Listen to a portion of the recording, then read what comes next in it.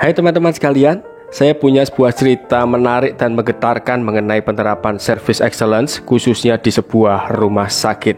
Saya yakin kisah ini yang merupakan kisah nyata dari salah seorang peserta pelatihan service excellence saya akan memotivasi dan menginspirasi teman-teman sekalian. Dan teman-teman boleh share ini. Ingin tahu ceritanya? Yuk kita dengarkan cerita saya lebih lanjut.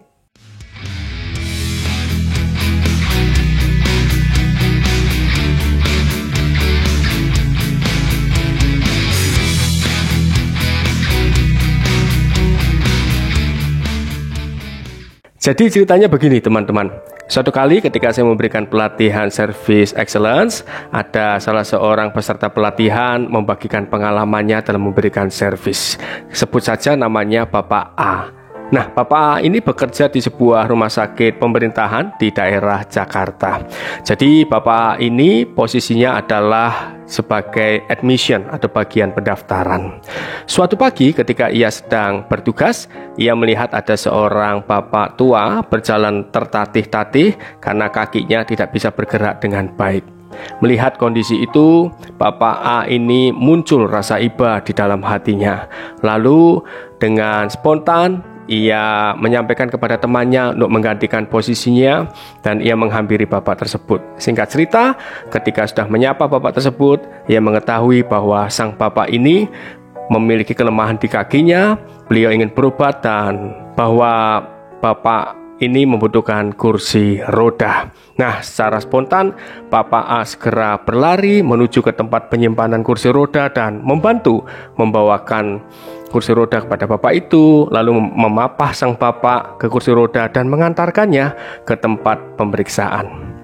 Dan ini berlangsung selama beberapa hari. Jadi singkat cerita, keesokan harinya sampai hari kelima, Bapak A juga menemukan sang pasien datang berobat kembali secara rutin dan Bapak A selalu membantu bapak ini dengan kursi roda, dilayani dengan ramah. Itu berlangsung selama 5 hari berturut-turut dibantu tanpa pamrih. Lalu ketika tiba hari ke-6, Bapak A ini, sang petugas ini melihat ada sesuatu yang kurang di dalam pekerjaannya hari itu. Setelah dia berpikir, apa ya yang kurang?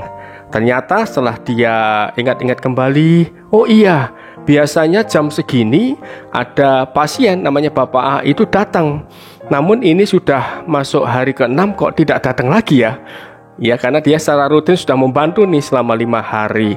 Ya mungkin dia berpikir oke, bapak pasien tersebut tidak hadir, barangkali sudah masa pemulihan ya, barangkali sudah cukup pengobatannya. Oke lah, lalu Bapak A sang petugas ini mulai melupakan kejadian tersebut. Singkat cerita, kurang lebih 5-6 bulan kemudian, ketika Bapak A ini sedang berada di sebuah supermarket, ada seorang wanita yang memanggil dia, "Bapak A, apa kabar?" Nah, Bapak A sudah agak lupa dengan wanita ini.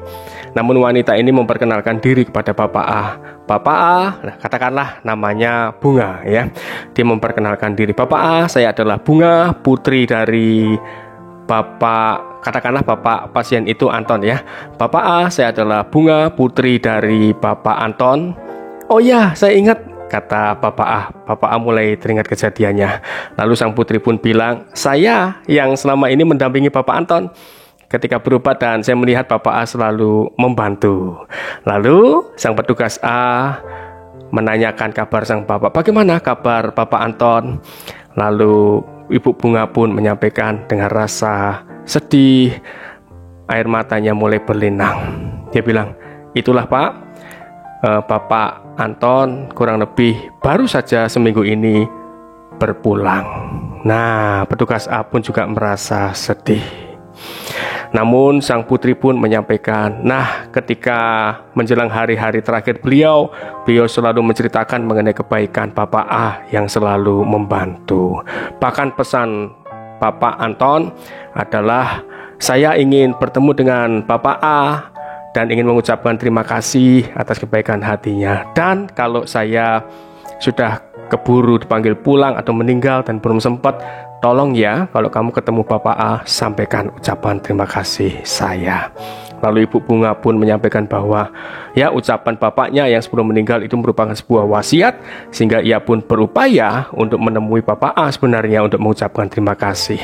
Namun kebetulan sang ibu pun bertemu dengan Bapak A di sebuah mall, dan tibalah saatnya sang ibu mengatakan, saya mengucapkan terima kasih dari Bapak.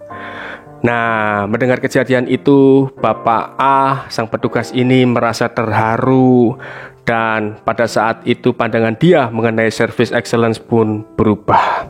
Ketika saya tanya, ketika dia menyampaikan ceritanya, nah Bapak A, ketika Bapak A mengalami kisah itu, apa yang Bapak pikirkan? Lalu ia pun menjawab, definisi saya mengenai service excellence itu berubah, Pak Heri. Kalau dulu barangkali hanya sekedar SOP, namun setelah kejadian itu saya sadar bahwa menerapkan service excellence itu sama seperti kita menanamkan memorable experience kepada pasien-pasien saya. Dan menerapkan service excellence itu artinya kita akan diingat seumur hidup. Kebaikan kita akan diingat seumur hidup. Nah, saya pun sebagai trainer juga terinspirasi dengan kalimat Bapak A tersebut, teman-teman. Bagaimana dengan teman-teman? Layanilah pasien atau customer teman-teman dengan yang terbaik, bukan karena SOP, bukan karena kita takut ditegur oleh atasan, kalau kita tidak menerapkannya, bukan karena kita takut dikomplain oleh customer, namun supaya itu menunjukkan bahwa kita sedang berbuat kebaikan sebanyak mungkin. Dan percayalah, menerapkan service excellence itu artinya Anda sedang menanamkan memori yang berkesan kepada pasien atau customer.